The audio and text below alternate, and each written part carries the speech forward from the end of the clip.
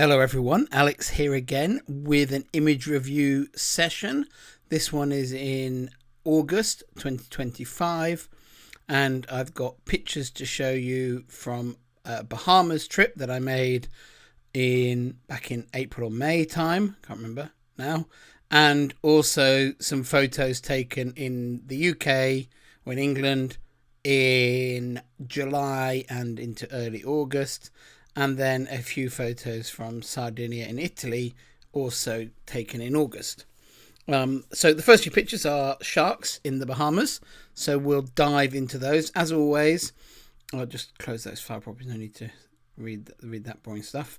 If you look on the right-hand side of the screen, and particularly if you watch these videos full screen at at high quality on a larger screen like an iPad or on a laptop, you can read all the camera settings on the side. A good number of these pictures, though, are probably already on my website, so you can also go there to see the EXIF information of the pictures and any settings that I don't talk about in particular. So, starting off with tiger sharks, reef sharks and lemon sharks in the Bahamas. I've already processed a lot of pictures from this trip, but it was such a productive trip, and they're not subjects that I necessarily am shooting all the time. There were even more I wanted to process out, so there's a few of those to start with. First up is a picture of a tiger coming in close. This was actually a wild, as in a not known to the shark operators, tiger that didn't have a name yet, but was quite a star on our trip and was a very attractive looking shark. Not necessarily with such a forced perspective angle as this, but I kind of like the immediacy of this. Usually the head-on bump shots, you get a lot of nose and no eyes, and I like this picture because it's a bump shot, but you still at least get a bit of eye. I think I'd have liked it more if there was a little bit more tail. You can see a bit of the tail coming around the side here. And it's a bit annoying that there's the tail of another shark, which is a reef shark, coming on this side here. But I would have liked it if there was a little bit more of that tail swinging around and filling this negative space would have been ideal. But I have to say, when these things are coming in and bumping the dome port, paying attention to every last detail of composition is not necessarily the highest thing on your agenda. The next shot is possibly the same shark, actually. I don't think so. These pictures are from many different dives, but taken when the shark was really, really close. Taken with a wide-angle lens, taken with the FCP again, but zoomed in this time, and zoomed in as much as I could. It's cropped a little bit as well, this picture, but it's still a reasonable size file. If I zoom in on it, you can see that there's still lots of resolution, lots of sharpness in this picture. I processed this one out because it's not the first picture I'd ever show anyone of a tiger shark, but in a big portfolio of shots or for magazine usage where maybe there's a need for more variety of imagery, a picture like this is quite useful to have, just of the eye of a tiger shark.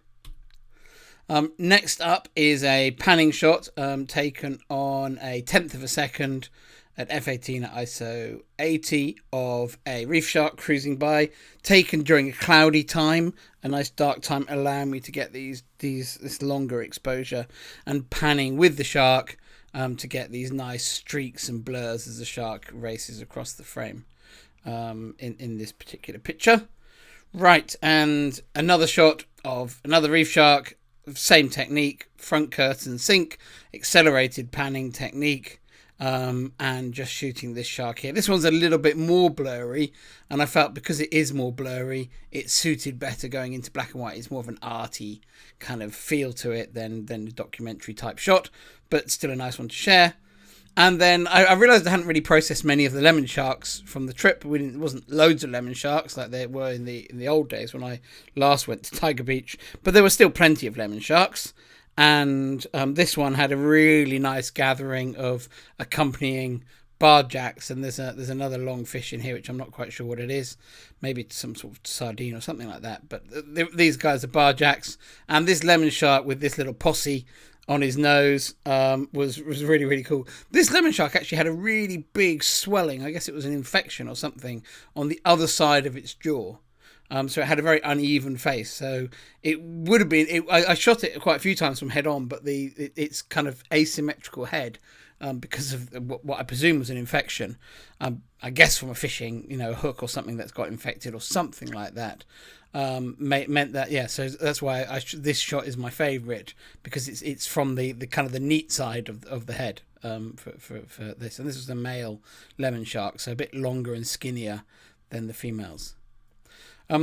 Another shallow water shot, this one of a nice tiger shark in shallow water with nice sunbeams, sort of idyllic type of picture, very classic tiger beach. It's a sort of picture, you go too far out from the beach and you never know what you might see out there picture. I really like the light patterns on the tiger shark. You've got where the sunbeams are actually refracting into the different colours of the white light, so you've actually got these kind of rainbow effects, particularly this one here, across the back of the shark, which is quite cool. It kind of stops you seeing the stripes a bit, but I do like that effect, and that's really a result of the surface being so smooth that it's acting like a poor quality lens, and it's the beams are so focused that actually you can see the refraction from, or how the light has basically got a chromatic aberration from the way it's refracted through the surface of the water, which has caused the beam to split. The different wavelengths of light bending different amounts and therefore splitting. I'm sure no one's interested in that, so I'll move on. Now we come to the UK, and actually this is taken very close to home, taken in the village that I live in. The beach on the village where I live is right by two rivers, and we never have, and also a very crumbly cliff, and we never have clear water off our beach. But during some very nice weather early in the summer, it was about a metre visibility, which for us is really good. And I really wanted a photo taken off my home beach. And so this is a picture taken there. I wanted to get a wide angle shot. I'm sure I will shoot some macro there at some point in the future. But it is not a good location for photography underwater, but with nice, beautiful light. These here are whitebait, as we call them locally, but they're sprats, just a small schooling fish. They often pull the mackerel in, sort of in the midsummer as well, into shallow water to feed on them, and also the seabirds as well, diving on them as well. And so that sort of, it was nice to photograph those. And these are just the pebbles that are very characteristic of the beach where I live.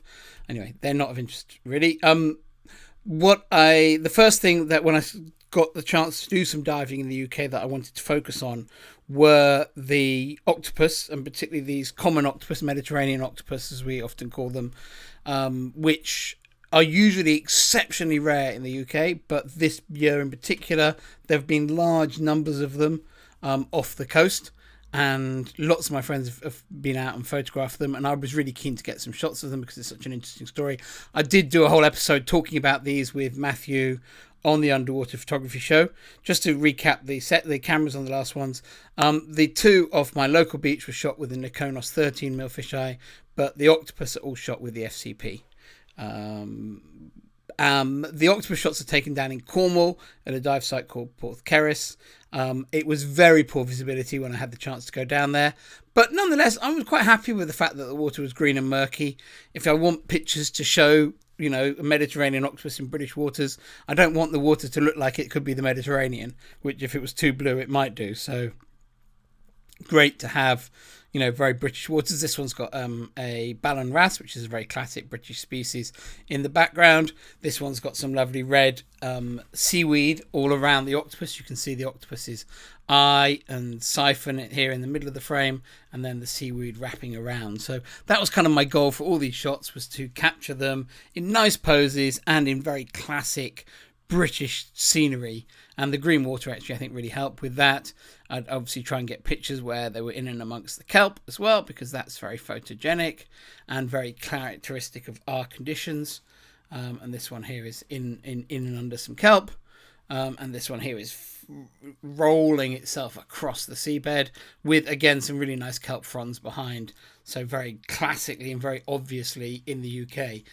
They do get really quite big in the UK, certainly a lot bigger than I'm used to seeing that species when I see it in the Mediterranean, and also quite meaty as well, big thick arms, so that was nice to shoot and see of the octopus. And these are all various individuals cruising around in the seabed. This one here swimming through the bootlace weed, but you can really see how big and meaty this octopus is. If I zoom in and we have a look at him in detail, you can just see, there's real mass to them, which is really cool to see. And this is one flying over the kelp forest. You can see it's very murky. I had to clean the backscatter out of this one.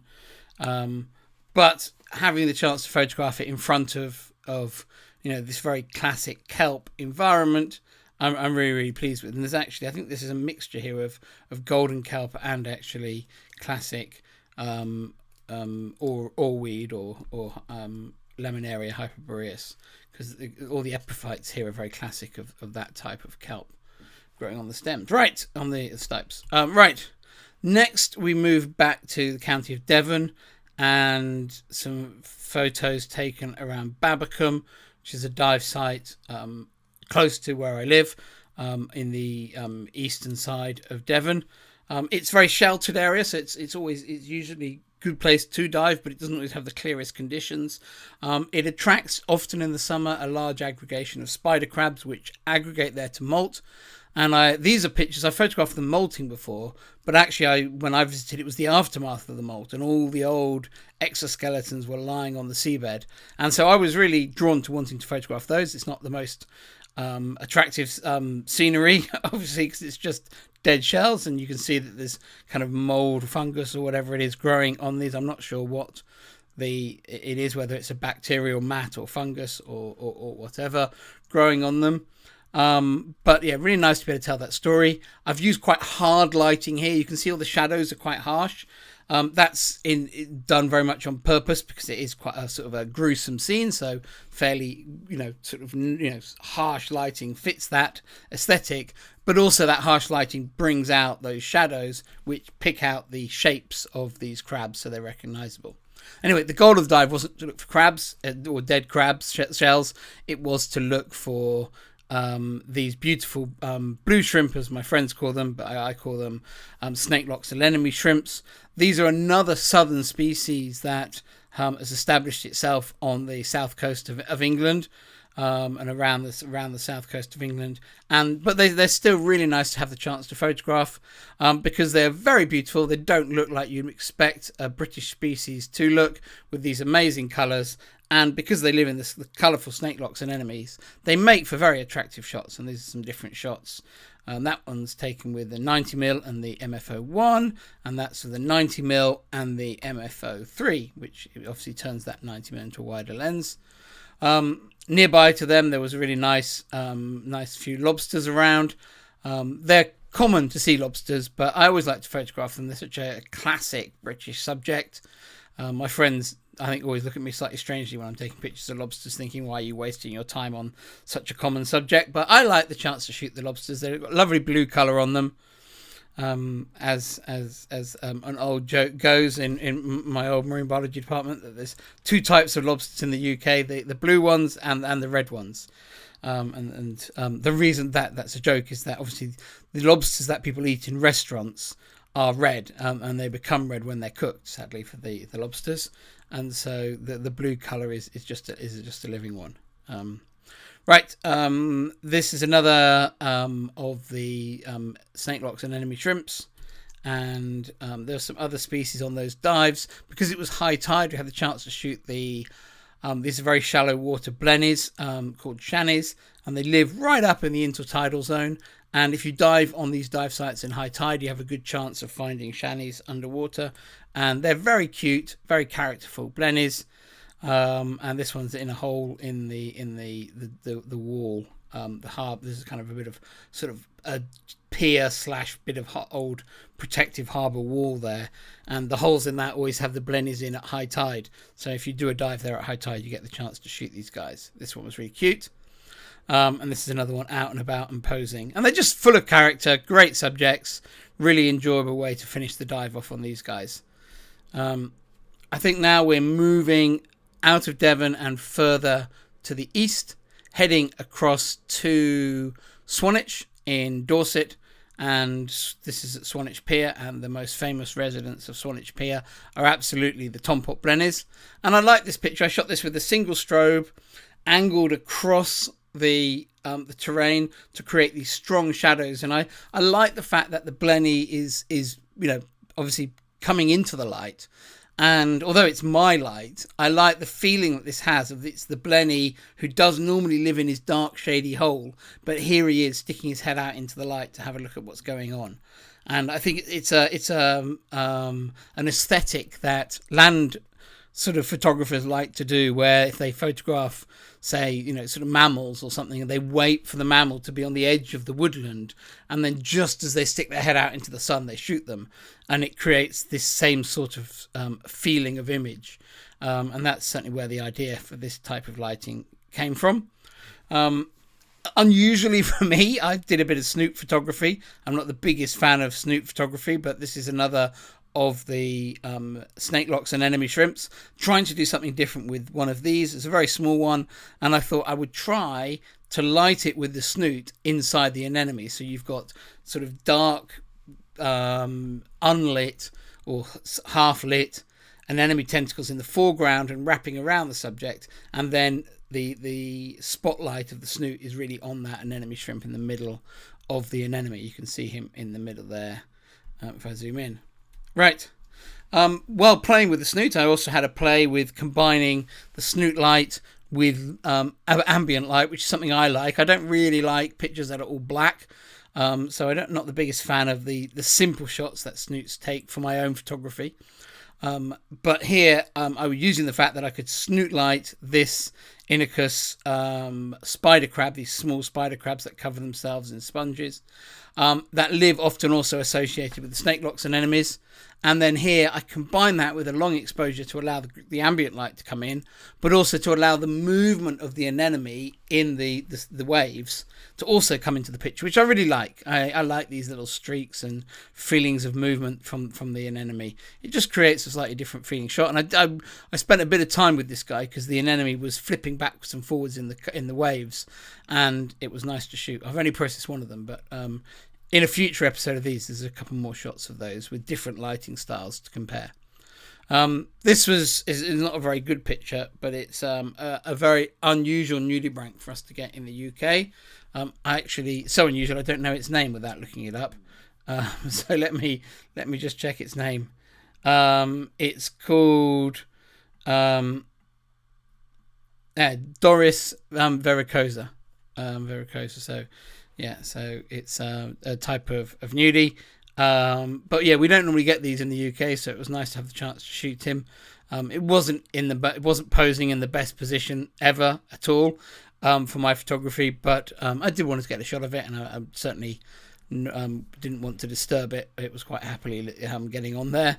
Probably a bit sad that it hasn't got any buddies around, but there have been a few reports of them on the UK. And actually, I saw a picture from an old colleague of mine, Jenny Mallinson, and she actually had a photo of two of them together, so which were, I presume, mating. So yeah, so they've been enough of them to find each other. Then also in Dorset, but only just into Dorset, right on the Devon Dorset border by Lyme Regis, the town. These are photos from the wreck of the Bay Gaetano, which is a shipwreck there, and it's covered in fish, particularly these schools of bib, or pouting is the other name, but we always call them bib as divers, that really just cover the wreck. It was very, very poor visibility when we dived there, and also very dark, but I think that lent a really nice atmosphere to the pictures. I've taken lots of pictures of schools of fish in amazing visibility and in bright conditions, and it was quite fun to have to use these high ISOs. This is ISO 640 and half a second exposure, but it was fun to shoot all this dramatic scenery with kind of such extreme settings. Again, yeah, half a second exposure, but nice. That's the part of the old steam engine of the ship, and these fish are just all around it. And then down below that steam engine there was this big conger eel in a hole, and then again the bib all around it as well. And the bib are quite big fish. They're shot with a fish eye, so they don't necessarily look that big, but each of these fish was probably at least, I would say, sort of 25 centimeters, 10 inches long. So they're quite big fish, and the conger was really quite large indeed. And then I think that's the last one. The last one from the UK. This is another lobster shot. This one taken with a snoot again. I promise you I'm not going to become a snoot aficionado, but I have been enjoying shooting a bit of snook photography this summer. And again, the visibility was awful on this dive. At times, 1/2 meter. Ridiculous. In other parts of the dive, probably up to maybe 2 meters if you were lucky, as in you could just about see the ends of your fins. But the snoot allowed me to create clean images, so I think I was drawn to the snoot through necessity of being able to get clean, usable images in really, really disgusting conditions. And then off on holiday in the Mediterranean, and this is taken snorkeling off a very popular tourist beach in Sardinia, and my wife and I just went out snorkeling, and she managed to spot an octopus, which then led us to a second octopus that I found. And so we got the chance to photograph this nice octopus in a rather unusual situation of being in about 3 to 4 meters of water, so 15, 18 feet of water, and we were just diving down and photographing this octopus as he went about his business on the seabed. And it was a nice opportunity, and it's the same species that I'd just been photographing in the UK, but quite a bit smaller, being in the Mediterranean. And I shot these without strobe. I just had my housing there with the fisheye on, and took these pictures available light only. But it was so shallow, very easy to get good colour on them and that sort of thing. We think this is a bit of Roman amphora. It's the most likely reason why there'd be a bit of sort of terracotta coloured clay or china, porcelain, whatever it's called, in the water. And the octopus actually was trying to use this as a place to hide under. I think that annoyingly for the octopus, this was kind of the wrong way up. So when the octopus went away, I actually turned it the right way up again. So hopefully it will make a better home for it when it came back after we'd gone.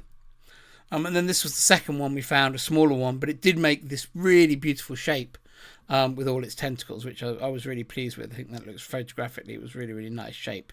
And on that clean sand bottom, it just made for nice photo opportunities. And that's the smaller one again with Elior looking on at it. Right, and that brings us back to the beginning. So the all the pictures in this were taken with the Sony A1, and in Sardinia I was shooting with the Nikonos 13mm fisheye all the time. I was using the 90mm for the macro in the UK, although I think I was using both the Tamron and the Sony lenses at different times. This is Tamron 90mm, and that's Tamron 90mm, but I think this one is now Sony 90mm. So I kind of switch backs and forwards. I don't find a big difference between them. I'm hopeful Sony might produce a new macro lens sometime soon, which will make me be exciting to see. I think those two are pretty much of a muchness. I think the Tamron is maybe slightly better, but it's a small difference. Quite a few of these are with the MFO3, which is very useful in this sort of diving, and I used it on the flip adjuster on these dives. So just click through them, so if anyone was interested in settings on any particular one, they can look them up. These long exposures, that was 1/6 of a second. Okay, hopefully that was an interesting run through. I'll be back again soon when I've processed some more pictures. Bye bye.